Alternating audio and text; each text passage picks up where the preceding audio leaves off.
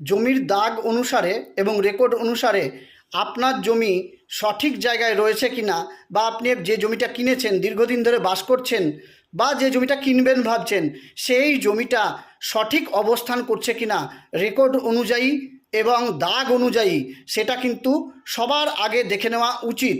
নইলে কি হবে, 20 বছর হোক, 30 বছর হোক, বা 40 বছর পর হোক, তখন দেখা যাবে অন্যজন বলবে যে আমার জায়গা এখানে ছিল, আপনার জায়গাটা পিছনে ছিল বা সামনে ছিল। এরকম কিন্তু দেখা দিতে পারে।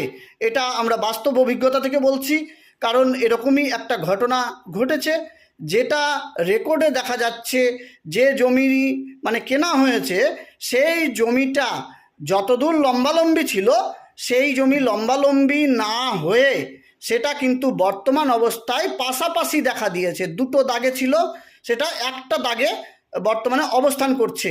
এরকম ভুল হতে পারে। তখন পিছনের জন বলবে